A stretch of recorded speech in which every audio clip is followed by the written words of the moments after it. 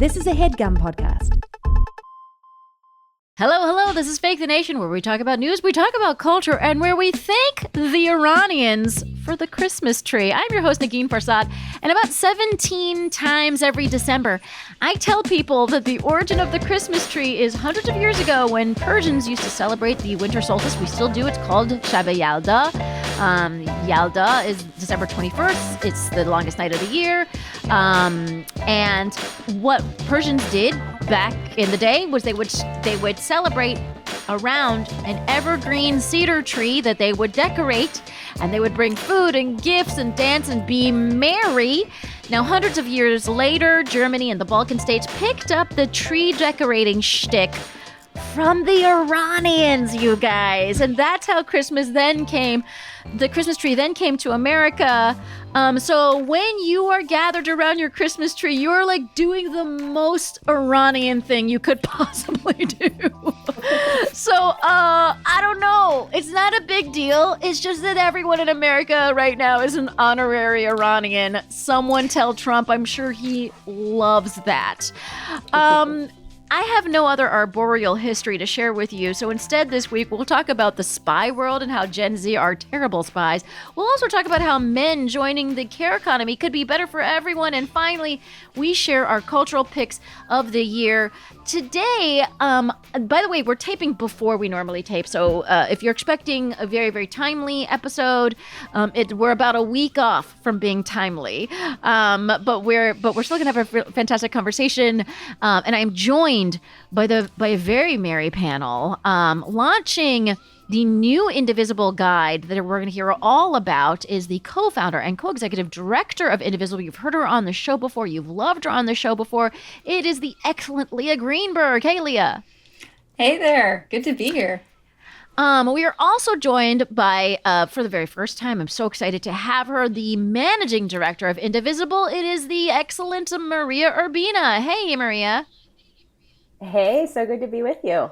Also, it's Urbina, or is it? Is that right? I don't know. Did I say it wrong? Oh man, the perennial Latina immigrant challenge. It's like my name's Maria Jose Urbina Wendes. I go by Mari, but yeah, Mari Urbina, and always you say it are fine. Okay, amazing, Maria Urbina. Now, if you want folks to buy a Christmas gift, please consider subscribing to our Patreon at patreon.com/NeginFarsad. Patreon has an option where you can actually pay for the full year subscription up front, so you can pay it and forget it, and you'll get your bonus episodes of the show throughout the month, throughout every month. And you guys, our bonuses are like where we really let our hair down. They're a good time. So go to patreon.com/NeginFarsad to support the show. And thanks so much to everyone who has done that in 2024 and before. I really, really appreciate it. And for no reason at all, we did a Godfather trilogy mini-series. It is in your feed. 2 episodes are out. And like Coppola, who waited 30 years to release Godfather Part 3, I too shall wait more than 1 week to release the Godfather Part 3 episode. So don't forget to check out episode 1 with Corey Ryan Forrester and Danielle Derschlag, episode 2 with Andrew T. and Peter Sagal of Wait, Don't Tell Me, and episode 3 with a mystery panel forthcoming. I'm getting through Godfather Part 3 right now, and I can see why it is not beloved. Okay, I'll just put it that way, and then we'll get into the nitty gritty in the actual episode. And now let us get into it with topic number 1. Guys, Gen Z doesn't want to be spies anymore, and the CIA is having trouble recruiting them. Let's just talk about your initial reactions to this weird headline. Were you surprised to hear that the CIA has a hard time getting Gen Z to do spy work? Well, I will say, for the purposes of this conversation, right, yeah. I think a lot of the article was about how once they get young people into the CIA, they're having trouble like grooming, managing and keeping them, right? That they're, young people have expectations of their workplace that the CIA is not meeting. And I have never worked for the CIA, but I have actually been in a senior role at the State Department, which is kind of similar in the sense of like you work very long hours under fluorescent lights because you have access to sensitive material, and like the vibes are often, they overlap. And so, I I was not surprised by anything in that article, right? Because fundamentally, I do think that there are a lot of ways in which these government roles and the expectations they have really clash with a lot of like what Gen Z expects out of their lives and out of their workplaces. And also, having spent a lot of time in this, these places, like it really is an old white boys club, right? Like I think a lot of the ways in which people interact and show up in these spaces, like it really is hostile to a lot of the expectations that you might have about how a workplace would function, about kind of inclusive input and how you're able to like navigate through without being caught up in enormous amounts of hierarchy. Anyways, which is all to say, like, I think there's a lot that the CIA and other institutions could learn from Gen Z. Now, this is above and beyond the question of like, should you join this GIA, which I personally would not recommend. Which is like a whole other ethical can of worms. That's right. Yeah. For the purpose of this article, I'm talking about people who might join the CIA. If you have a question about whether that is the greatest way that you can make good in the world right now, I would enthusiastically advise you to not join the national security bureaucracy right now. But if we're talking about the work conditions inside of it, I would say, I think it's like well due for folks to take a look at how they are engaging everyone, right? Not just young people, and whether your expectation is that the job is your life, whether the expectation is that you're, confined to like a pretty difficult and hostile environment, and how they're actually like helping people, feel like they actually do belong in the workplace. So Maria, one of the things, so Leah mentioned like some of the complaints the Gen Z has is complaints they have in a lot, that we're hearing in a lot of workplaces with like work-life balance and, I don't know, starting salaries and all that stuff. Were you surprised to hear that there was a problem? No. But what it reminded me of was when my very first job was working in the U.S. Senate, and I showed up with my little JCPenney's outfit, and I was so lucky because my first boss was this brilliant, queer, Latina, Colombian immigrant woman. She was Senator Reid's senior advisor. I was her little research fellow. And I remember meeting her. She's Gen X, self-identified Gen X woman. And I remember meeting her, and she would be like, Mari, why are your people, your generation, I'm elder millennial, 38. She's like, why are your people so weird? Why are you so weird? I'm like, Angela, I don't know what to tell you. Like, I didn't realize we were weird, right? But it's just kind of like the forever, right, generational kind of exchanges that we share in the workplace is one that I love, because I do think actually if you're building really deep and trusted relationships, they're a wonderful place for growing and sharing and actually expanding what you think a workplace should exist and expect for workers. So one, I would say like, I love when we get into generational conversations about what we expect from a workplace. And then two, I would just zoom out and say like, listen, I am the daughter of factory workers. And so I'm very like, have clear choice points. Be clear on what you want to achieve in any workplace and follow park rules. Leave the place better than you found it. And you will most likely have a really, hopefully, enriching experience in your job. And overall, I would say like a lot of what we've seen from younger workers is an expansion of what we think is possible and what we should expect in workplaces. And I think that's overall been really healthy, especially when you come from places like Capitol Hill, when you are working in places that have largely not really needed to adapt worker power. Mm-hmm. So I'm here for it. And also I'm here for like, be clear on where you're working and also have your own set of expectations of what you want to achieve while you're there. I mean, it's funny because like a former CIA case officer said that one of the problems with the Gen Z case officers is like they don't want to work at night, even though that's part of the job. Another one said they're super woke, or they often demand to know why decisions are being made, which is a little difficult because a big part of being in the CIA is a shit ton of secrecy, right? And so you don't get so transparency, which is like, this refreshingly Gen Z quality is actually completely at odds with the CIA, right? And what's really funny to me is the CIA is really, I mean, they're really trying hard to fix this problem. So they hired their first chief well-being officer, which I thought was hilarious for the CIA. They have a new airy gym. They created an Instagram account, and they launched a podcast called The Langley Files. There's some free promo for you, The Langley Files. And I think all of this is kind of like hilarious for an institution that, to my mind, should have none of these things, right? Like, to me, I'm just like, I feel like, again, like, I'm not promoting or like co-signing on to anything that the CIA does. This is just a conversation about how they function. And from what I understand from episodes of television, from what I understand, they shouldn't have a podcast, and they shouldn't have an airy gym where spies hang out and like fucking get ripped or whatever. It feels, that seems, and like, and it also, like, spies, do they have that much well-being? I feel like a chief well-being officer for a spy agency is so hilarious. Like, how do we do that for them? Like, give them more well-being in what is probably an extremely dangerous job. Anyway, the whole thing is at odds with the generational aims of all of Gen Z and probably Gen Alpha or whatever, Mm-hmm. So I don't know. And Are you worried about our national security? I ultimately think this is one of those situations, like Maddie said, right? Every generation is convinced that the generation after them is like destroying everything and terrible. When I was at the State Department, it was all about how millennials never wanted to answer their phones, right? So like this is like the classic, like every year there's going to be some kind of version of this culture clash.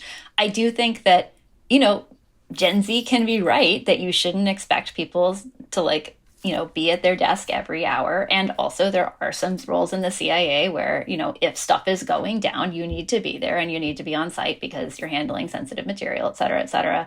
And, some of those things are in tension, and you just have to decide which path you want to take. And there may just be fewer people who want to take the my job is my life path in this generation. And of the people who want to take the my job is my life path, some of them may not want to work for the CIA for some very valid reasons right now, right? So, fundamentally, they just have to decide where they're willing to adapt their model in order to retain people who are going to have more questions about how they operate and move, and who are going to often have pretty attractive offers in other places. I know. It's funny because it's like, what would help the CIA? I mean, they have an Instagram feed, but it's like, what would really help the CIA is like an influencer who'd be like, oh my God, I was like in Abu Dhabi today, and this is what happened. It was, I met with a warlord. He was cute but dangerous, and you know what I mean? It's like, that's kind of like what you want to see from like the CIA's Instagram reels, but it is in fact what they cannot show. So I don't know. There is something kind of, again, not co-signing, just saying there is something in the movie sphere that is glamorous about the world traveling and all that stuff. Right. Folks, let me know, do you think the CIA, are you worried about the CIA's Gen Z problem? Are you suddenly interested in applying for a role at the CIA? For a second, people, because I speak 4 languages, and 2 of them are sort of like random, and Farsi and Azadi, which is what they speak in Azerbaijan anyway. And so they're the kind of languages that are like, we could use a little bit of that. And so I remember like some government professors and stuff telling me like, you should apply for the Foreign Service, and I was like, okay. I mean, I thought about it for a second because I did feel like I had the language skills, but ultimately didn't do it. Listeners, tell me, are you applying for the Foreign Service? Are you a spy? Just let me know. Just be transparent about everything that you're doing. All right, let's take a quick break. And when we come back, we shall continue.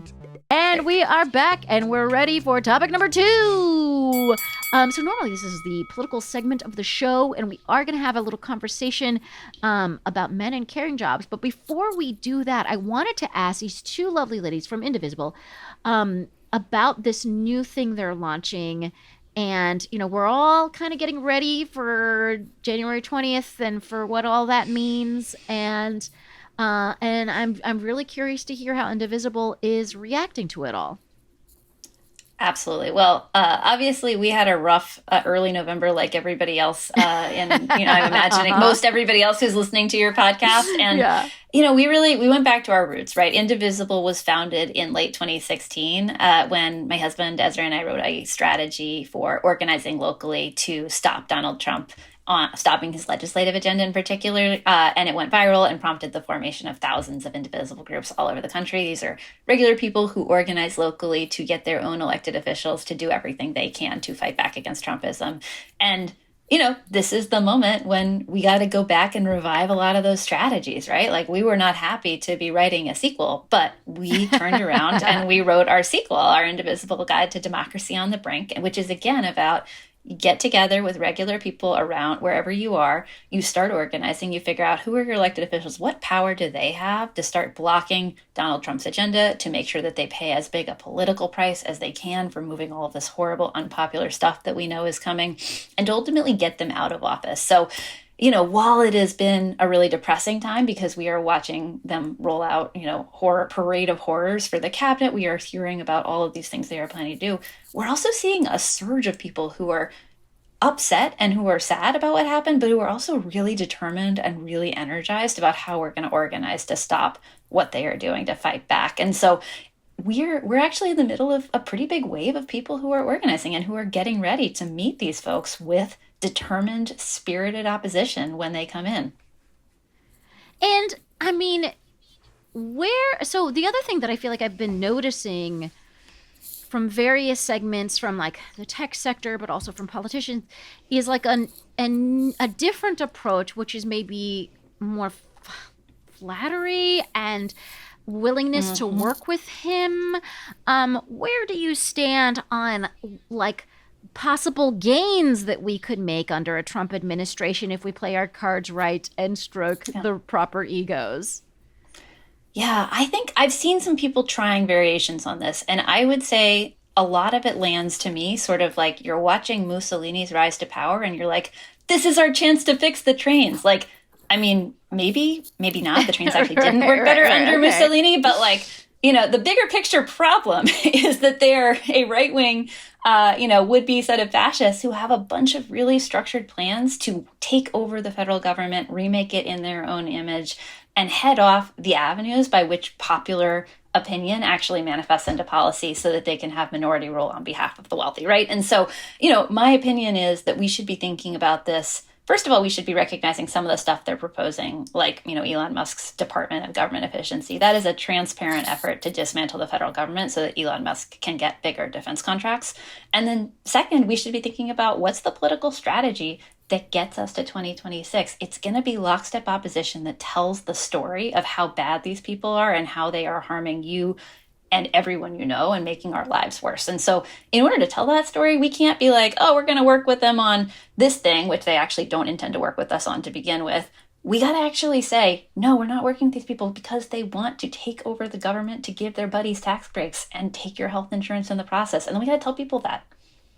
I think there's a natural desire and like a really human one to say like, gosh, we expect our politicians to govern and to deliver for people. And so I really try to just validate voters or constituents who feel that, because it's like a super healthy, normal thing to want from government.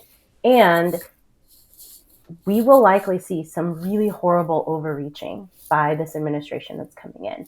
And it will matter that we don't sort of like inadvertently or preemptively give away our power or start blaming each other or start fracturing each other. So that's why it matters that we are not going away, that we're not kind of just disappear into despair, and that we're going to say, hey, we're going to make sure that the folks he's already named, the folks that we already know they're going to target, don't feel alone as we come into 2025, because they're telling us where they're going to overreach.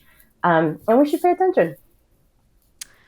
Nice. Okay, so where do you want people to go and what do you want people to do? Well, we would love it if you would go to indivisible.org. You can sign up for our email list, which will give you weekly actions to take. And we can also help you get connected with a local Indivisible group so that you can get into in-person community with people who are furious and fighting back. And also, if there's not a group in your area, it will help you start your own. this is my favorite thing because one of the things I talked about, I've talked to Leah about this before, is just like getting, meeting like-minded people, doing some sort of action, doing something proactive, it's good for the soul. You know what I mean? It's not just about like helping democracy, although that is primarily what it is about. But it's also about just like you get to meet people, and we need to like act. It's so overused, but we need to be in community with others. And so I'm so happy to hear that Indivisible has been facilitating that and will continue to do so. Folks, you know where to go now. All right, let's talk about this piece we read in the Times called "Men in Caring Jobs Will Make Society More Equal" by Jessica Gross. And when I saw the headline, I was immediately intrigued. We'll get to her central argument in just a moment, but first, why is it taking so long to get more male traction in traditionally female fields like nursing and teaching? I mean, it's 2024. It feels a little crazy, but it has taken a long time. I mean, I think we all know that it's because our work, right, like care work is devalued. But, I thought the article was interesting because I was like, yeah, men can do anything. That was sort of my takeaway after reading it. I was like, well, come on, welcome. They really put their mind to it, yeah. Right?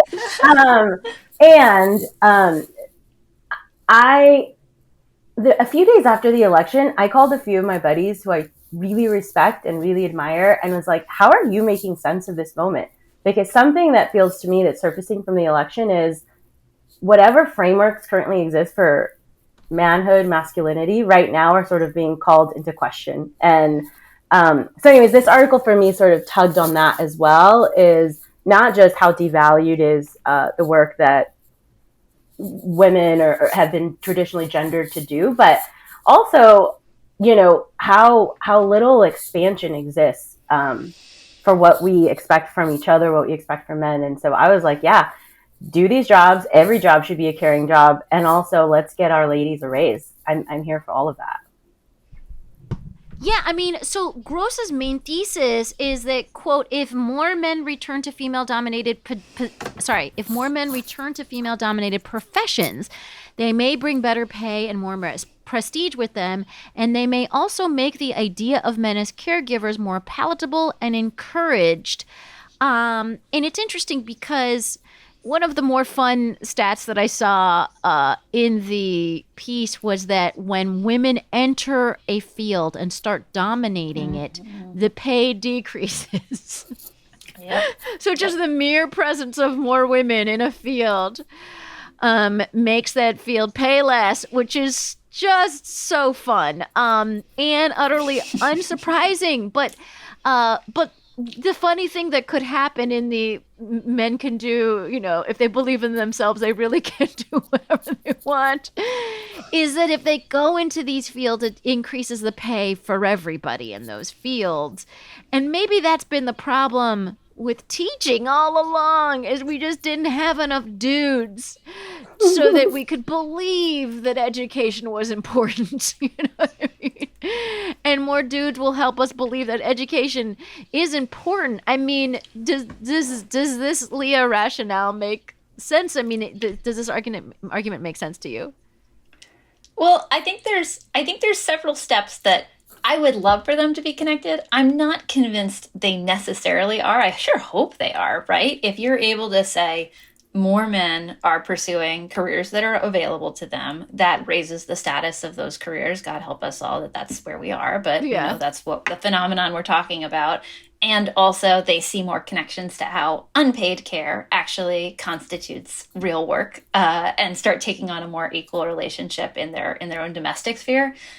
That sounds incredible. Now, it does feel like this is pushing against a bunch of cross currents that we're seeing around, in society, right? Like a lot of the discourse post-election around, men feeling like they've lost their way, men feeling like they're, left behind and, not being recognized for their roles as providers, et cetera. So to the extent that this is a positive trend of men, seeing good jobs that are available going in and that prompting some good cultural shifts, that is great. We need more things that push against that current of men self-radicalizing because they don't feel like they have a place. Mm-hmm. By the way, and I should point out that the number of male registered nurses in the U.S. has tripled since the early 2000s. It went from about 140,000 in 2000 to about 400,000 in 2023. So we are actually seeing this trend come alive. There's also been gains in middle school teachers and customer service reps. So there are traditionally female fields that are seeing a lot of gains among men. And the fact of the matter is, if like a dude can be flexible enough to understand that a caring job is like maybe the future of the economy, they're going to be better off. Because what's interesting to me, and something that the article pointed out, is that both Kamala and Trump campaigned on bringing back manufacturing jobs. But no matter how you slice it, manufacturing jobs are going to go more and more by the wayside simply because of automation. Even if we were able to bring every job back to the United States, automation is going to prevent jobs being handled by human beings. But there are jobs in which a human being is always going to be necessary, you know, nursing, teaching, other forms of caregiving, and a million other things that I can't think of right now. But like those, it makes sense that like sure, okay, we can campaign on manly men being men at a factory or whatever, and that's so great. But also we should campaign on, hey guys, read the tea leaves. Let's fucking get you into a job that is going to have longevity. And that might be, and it's not a lady job. It's just a job that you have maybe viewed as a lady job forever, you know? So I do think we're sort of like asking of men to broaden their, you know, their view of this. Last thoughts on this, Maria? Thanks to Grey's Anatomy, I think, for helping us with those stats. But yeah, by the way, the medical field is just forever going to need human beings. That's one of the things. All right, folks, let us move on to topic number 3. So this episode will drop just as we all put on our ugly Christmas sweaters and embarrassing onesies. So it is a perfect time to shout out some of the stuff that we should be sitting around and watching. So I guess my question for the two of you is like, how should listeners spend their time? And I'll start by saying, I believe they should go to the movies. The movies are so fucking fun. And, you know, you probably, one of the best times I had all year was going to see Dune 2. That was a great day at the movies. Challengers was another great day at the movies. Like, go to the movies. Apparently Wicked is amazing. I haven't seen it yet, but I will be seeing that with my daughter during this Christmas break. So do you guys have any recommendations for how listeners should spend their time? Yes. So I would heavy +1 Wicked. I just went this weekend with my best girlfriend. She's going through a divorce. My job was to matchmaker, and instead we were like, let's wear our fake fur and go to the movies and watch Wicked. And it was delicious. It was perfect. I also just saw Honora because I needed to sort of just mentally rinse my mind after the election, and I loved it. It's a sex worker stripper, New York City girl who has like a Vegas marriage with this Russian billionaire. And it's really fun. It's like, I guess that one's not as like family cozy vibes. Go with your girls. Okay. Yeah. You know, go with your girlfriends, and have a little chat about power. It's really good. It's really funny too. Is that the kind of movie that you should also not see with your own parents? You as an adult should not see Honora with your own parents. You know, like how that happens. Yeah, I think unless you get scene and you want to kill yourself. I think unless I wouldn't go with my parents. Okay, great. You know, okay. Working class Nicaraguan immigrants. But if you got some hippie parents, take your hippie parents. They'll love it. That if you're not seeing it with your immigrant parents, I will also not be seeing it with my immigrant parents. But I do. That's on my list to see. It's really good. Leah, do you have any suggestions for the people? Yes, I'm so excited because this is the biggest platform that I have had so far to talk about the most underrated TV series of this year, which is called It's called From. It's available through Amazon Prime. Okay. I believe that it has not gotten very much traction, in part because the title is so terrible. Like, literally, what is it? How do you Google it, etc. Yeah. But it is about a mysterious town that traps people. They come, they drive up, they can't leave. They're all stuck in this kind of 1950s style town together, and there are monsters that are following them around and being super creepy, and there's a mystery, and it sounds like Lost. And if you have like a lot of kind of like leftover Lost angst, it's actually like the balm for that, because they seem to actually be planning to land the mystery and, you know, not just go on forever and ever, getting weirder and weirder. So it's the third season right now. Every time I've watched a season, I just finished the third season last night. Every time I watch a season, I have to like finish the entire 10 episodes within a couple of days, because it is so gripping and so fabulous. So strongly recommend. If you want, you know, great characters, like a mysterious plot, some post-apocalyptic societies, existential despair, it's got it all. Gee, I have truly never heard anything about this. Because the title doesn't make any sense. I just want to like write them and be like, please change the title of this to something that people can actually Google. What are you doing? Anyways, but yeah, it's called From. And I'm one of those people that I don't have leftover, like, I don't have any like anger about how Lost was ended. I do have anger that I haven't felt the same about a TV show since Lost. I mean, arguably Breaking Bad, but it didn't have the same, you know, Breaking Bad was so different. But I loved Breaking Bad as much as I loved Lost. But I loved Lost. I feel like it was my TV, like, awakening was Lost, you know? So it is, you know, bringing that into the conversation really does make me want to see this show.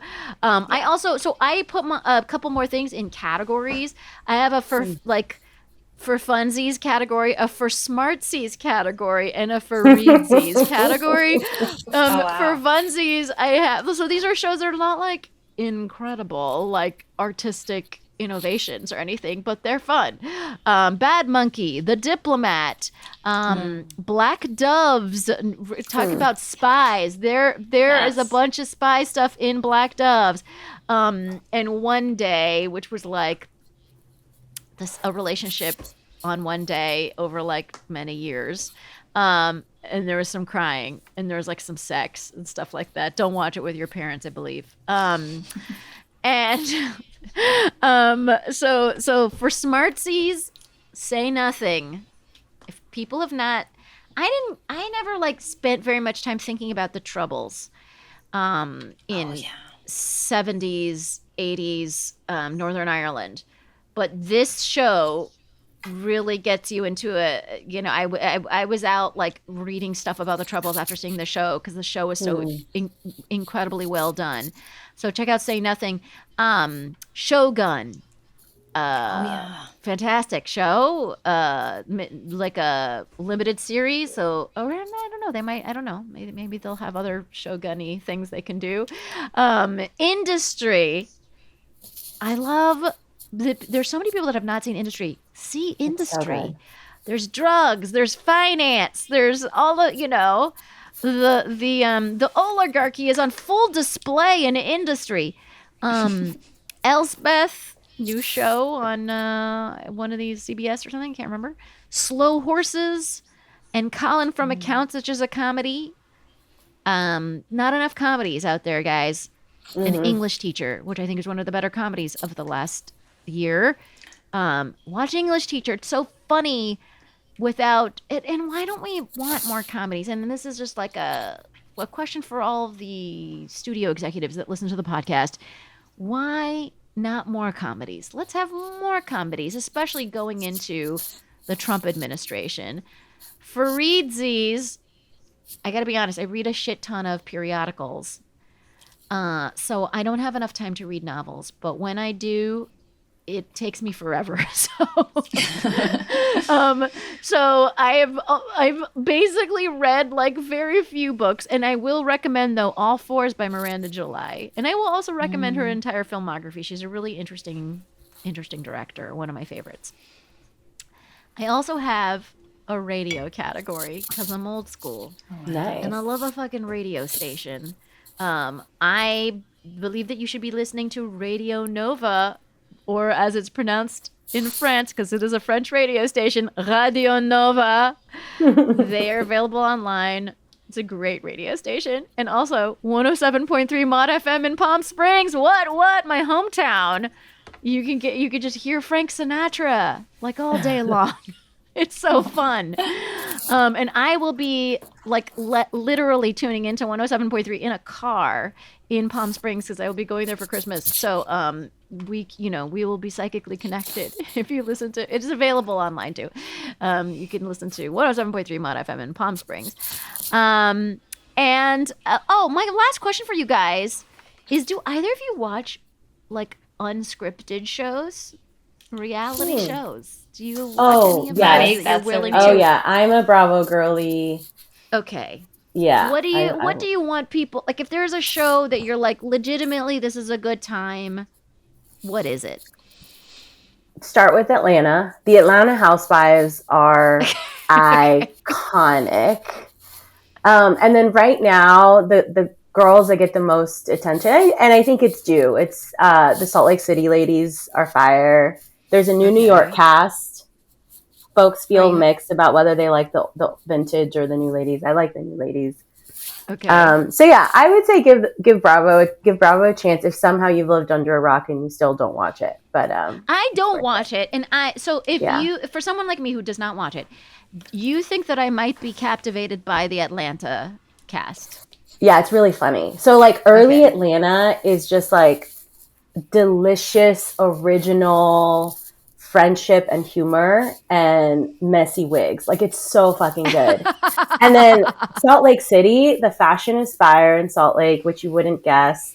The weird Mormon vibe stuff is honestly, it's interesting and because most of the cast is Mormon. A couple of them are, I would say maybe half of them are. One woman's like made her whole personality like, I got ousted out of the Mormon church and here's my journey.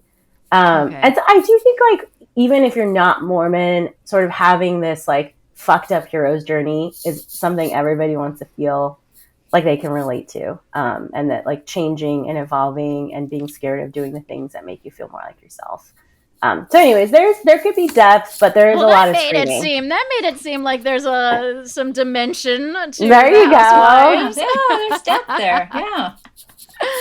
All right, folks. What do you think I should be watching or reading in the coming couple of weeks? I am all ears. And folks, that is the end of the show. Thank you so much for this wonderful conversation. I hope you both have an extraordinary Christmas break or whatever holiday you're celebrating. It's fine. I'm Muslim, but we still celebrate. I would love for the people of Fake Nation to be able to follow you and all the stuff that you do. Can you remind them where they can do that? Leah Greenberg. So you can go to indivisible.org to sign up for our emails, our updates, our strategic advice to get connected with local Indivisible groups. And then you can also find us on Blue Sky, which is our new home for text-based updates. I'm Leah Greenberg. I don't know how to say it. .bskysocial.com. And so. I'm at, my MySpace name, Diamati489. On Blue Sky and still on X. Dun. Yeah. Folks, and thank you, Negin. Thank you for the Christmas tree. Thank your people for the Christmas tree. I love that little history lesson at the beginning. Yeah. No, of course. Anytime I will annoy people with that story. Folks, you know where to find me and all things I do in January. I think of the 9th, I'm going to be doing Wait, Don't Tell Me in Chicago. So if you are in the Chicago area, come to see a live Wait, Don't Tell Me taping. It's super fun. Also, I am now on Blue Sky as well. Everyone's talking about Blue Sky. Let me mention that I am on Blue Sky. I am not super engaged with it yet, but please find me and theoretically I will engage with it more. I'm at Negin Farsad / whatever the Blue Sky handles. They're so confusing. I am that thing. And also Don't forget, patreon.com/Negin Farsad, and the Godfather trilogy is in your feed. And I want to thank everyone who makes this show a possibility. That's our wonderful, wonderful producer, Andrew McGuire.